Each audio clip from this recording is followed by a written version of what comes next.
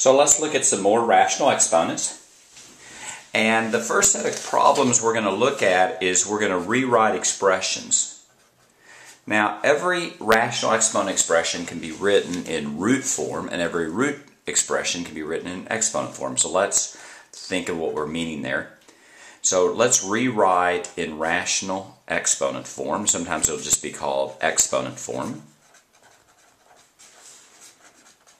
And we're not really doing any math here, we're just changing how we write the answers. So the first example, let's look 7 to the 3/4. That's in rational exponent form.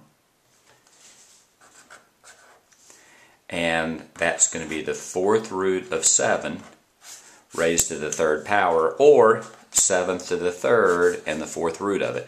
So in these problems, if you want to rewrite in rational exponent form, this is rational exponent form and this is root form. So you might be given a problem like this.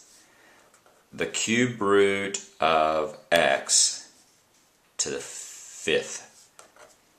So that's x. Let's think about this. Root is denominator. Exponent is numerator. Numerator is exponent. Denominator is root. So that's x to the 5/3. Let's do another example. We have 11 to the 3/4.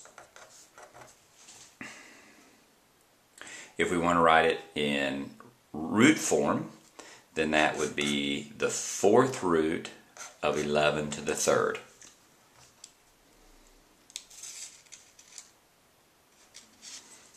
Let's do another example of writing in rational exponent form.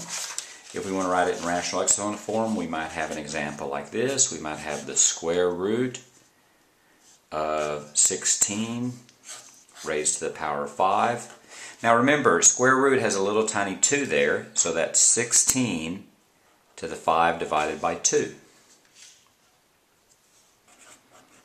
Let's look at another example. Let's have you had the cube root of 11. So the denominator is clearly 3, but what's the numerator? Well, since there's no exponent, then that's just 1. So that's 11 to the 1/3.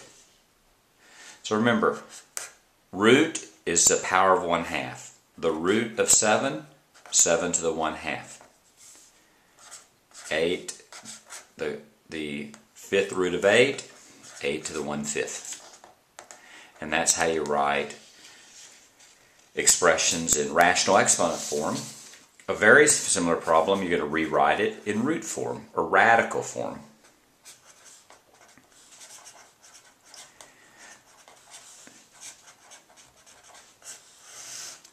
Rewrite in radical form. When we talk about root form and radical form, both the word for both root and radical come from the same Latin derivation, so we're saying the same thing.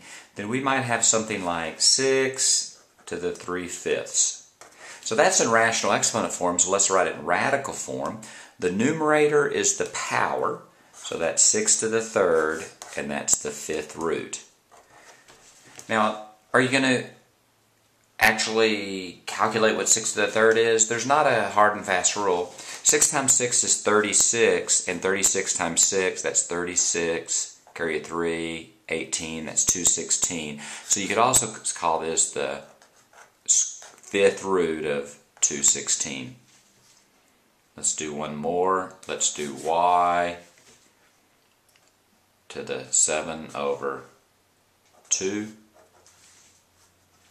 That's the square root. Why is it the square root? Well, the denominator's 2, so it's the 2nd root, or the square root, of y to the 7th. Or if you want to, you could say it's the root of y raised to the 7th power. And that's how you rewrite in radical form or rewrite in rational exponent form.